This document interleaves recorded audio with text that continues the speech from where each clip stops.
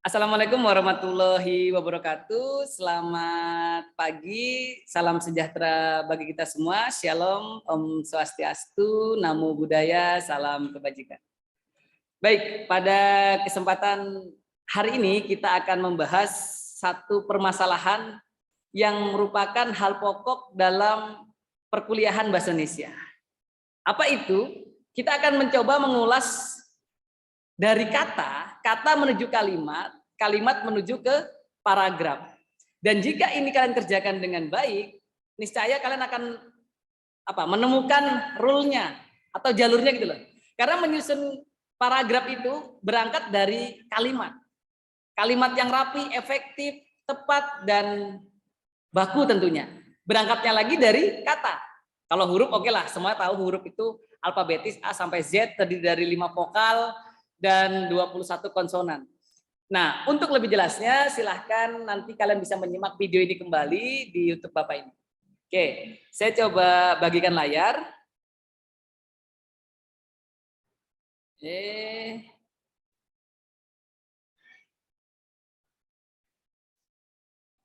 Nah,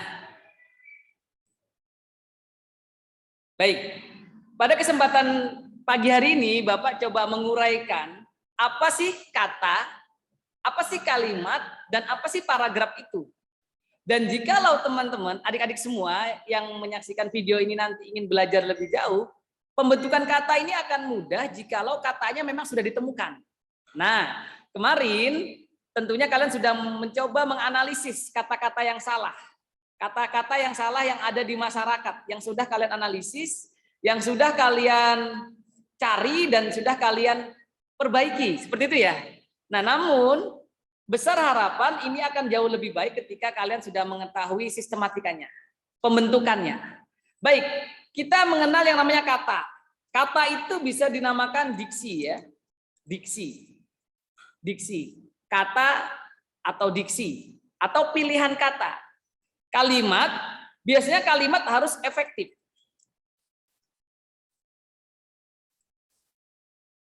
Efektif, ya kan? Dan paragraf harus padu. Nah, seperti itu kurang lebih adik-adik semua. Yang namanya kata paragraf itu harus padu. Kata kalimat menjadi paragraf. Oke, tentunya Bapak sendiri sudah mencari kesalahan-kesalahan yang ada di masyarakat, ya. Kalian juga sudah mencari apa sih kata tidak baku. Nah, kalau kalian melihat video-video Bapak sebelumnya di channel YouTube Bapak, tetap ya jangan lupa like, comment, and subscribe. Nah, kata tidak baku itu yang sering saya temukan adalah seperti ini. Ini yang sering Bapak temukan. Ada analisa. Ada praktek. Banyak ya. Papan nama menyatakan praktek. Analisa, bahkan di buku. Saya menemukan di toko buku, saya tidak sebutkan toko bukunya, yang menjual buku ada analisa kimia. Ada lagi di jalan-jalan, hati-hati, resiko kecelakaan tinggi, rawan kecelakaan, beresiko tinggi, resiko. Di dalam tulisan sering efektivitas menggunakan kata F seperti ini ya.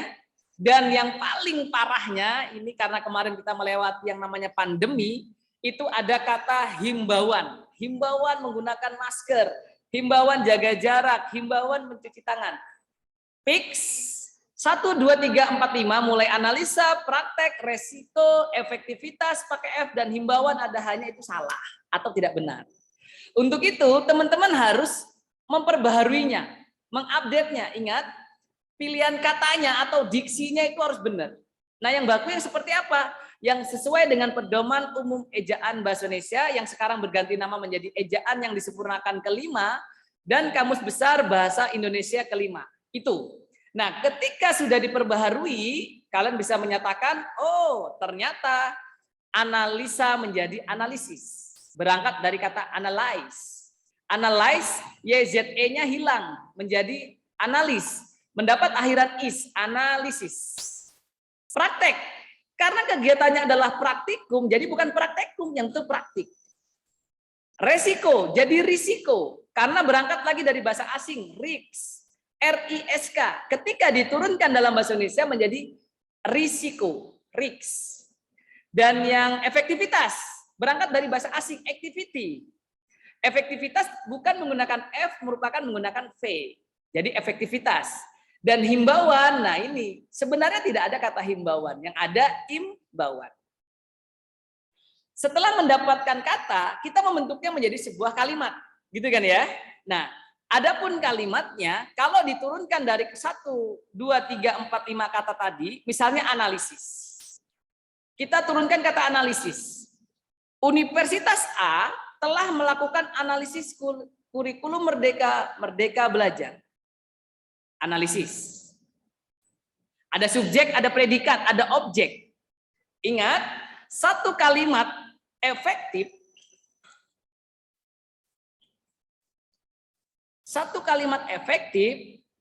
harus memiliki subjek dan predikat. Harus ada subjek dan predikat.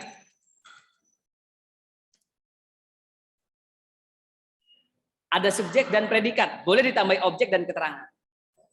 Akhirnya, kata analisis ketika dibuat kalimat Universitas A telah melakukan analisis kurikulum Merdeka Belajar.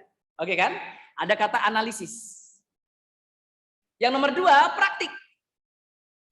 Hal ini diperlukan guna menunjang praktik-praktik perkuliahan sesuai dengan amanat yang tertuang dalam kurikulum Merdeka. Dari kata praktik tadi dimasukkan ke dalam kalimat, boleh ditambahi pengulangan, praktik-praktik. Oke? Efektif kan? Ada subjek, ada predikat. Yang ketiga, risiko. Risiko, mengatakannya pun risiko. Ingat, baik saja belum tentu benar. Jadi kalau tulisannya risiko, membacanya pun risiko. Jadi selain itu perlu dilakukan pemuktahiran data-data pada mahasiswa guna mengurangi risiko yang terjadi di lapangan. Dan keempat, efektivitas yang menggunakan V ya, bukan V. Sekali lagi, siapapun yang menonton YouTube ini bukan menggunakan F tapi menggunakan V. Oh, V ya Pak? Tidak, yang betul V. Dalam alfabetis bukan V tapi V. Makanya muncul CCTV, bukan CCTV. Itu kan bahasa asing. Ya. Jika dapat berjalan dengan baik, tentunya akan membuat efektivitas dalam pelaksanaan kurikulum Merdeka tersebut.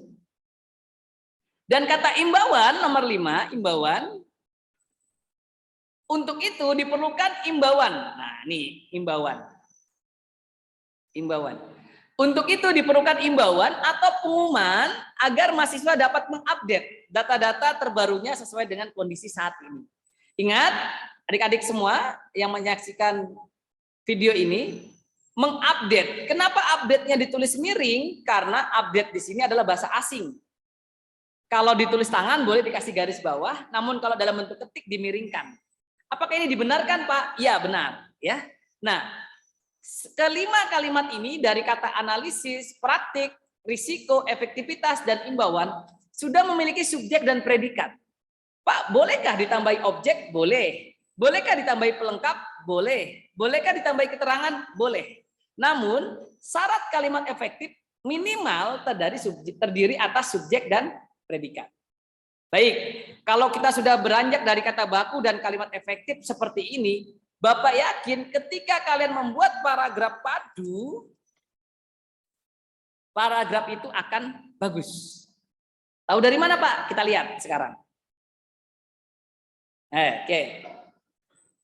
Paragraf padu. Ingat, yang namanya paragraf harus disertai dengan ide pokok atau gagasan pokok atau main ID atau apapun sebutannya, kalimat utama. Yang jelas setiap paragraf yang padu harus ada ide pokok. Kebetulan kalau kalian menyaksikan kalimat yang Bapak susun tadi dari kata yang baku tadi ya, kata baku, diksi tadi, pilihan katanya baku sudah kan? Dari yang 5 ini tadi, kemudian dijadikan kalimat sudah efektif. Ini kan sudah efektif. Tapi kalau kalian menyaksikan dari tadi, oh sepertinya ceritanya ini sudah berurut. Ya, benar. Analisis, Universitas A telah melakukan analisis kurikulum Merdeka Belajar. Itu Bapak jadikan ide pokoknya. Karena kalimat kedua ada kata-kata hal ini. Nih, hal ini. Hal ini merupakan penjelas. Kalimat ketiga ada kata-kata selain itu. Selain itu pun penjelas. Kalimat keempat ada kata-kata jika. Jika pun penjelas. Dan kalimat kelima penutup ada kata-kata untuk itu. Untuk itu pun penjelas. Intinya dari kelima kalimat ini sudah saling padu. Sudah saling kohesi dan koherensi. Padu dan tepat gitu ya. Untuk itu ketika menyusun dalam paragraf padu, ini sudah enak. Oh, Pak Hani sudah menentukan. Universitas A telah melakukan analisis kurikulum Merdeka, Merdeka Belajar. Ya udah, inilah yang menjadi ide pokok atau main ID dalam bahasa asing. Dari kata analisis. Analisis. Nah, kalimat kedua ini merupakan penjelas. Kalimat ketiga penjelas. Kalimat keempat penjelas dan kelima penjelas. Apa ciri-cirinya Pak? Sekali lagi, hal ini tadi. Hal ini merupakan kalimat penjelas. Apa ciri-cirinya lagi Pak? Selain itu juga penjelas. Apalagi Pak? Jika. Untuk itu.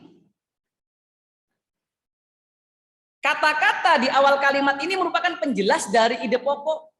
Universitas A telah melakukan analisis kurikulum Merdeka, Merdeka Belajar. Masuk ke penjelas, hal ini diperlukan guna menunjang praktik, gitu kan? Praktik-praktik perkuliahan sesuai dengan amanat yang tertuang dalam kurikulum Merdeka. Selain itu, perlu dilakukan pemutahiran data-data pada mahasiswa guna mengurangi risiko. Oke, risiko tadi ya dari pilihan kata yang di atas tadi, risiko yang terjadi di lapangan. Penjelas. Kemudian penjelas lagi, jika dapat berjalan dengan baik, tentunya akan membuat efektivitas. Efektivitas pun penjelas. Dalam pelaksanaan kurikulum Merdeka tersebut, dan seterusnya. Penjelas, terakhir penutup, terserah. Penutupnya boleh merupa kesimpulan atau saran, itu tidak masalah. Yang jelas ide pokoknya sudah di awal. Untuk itu diperlukan imbauan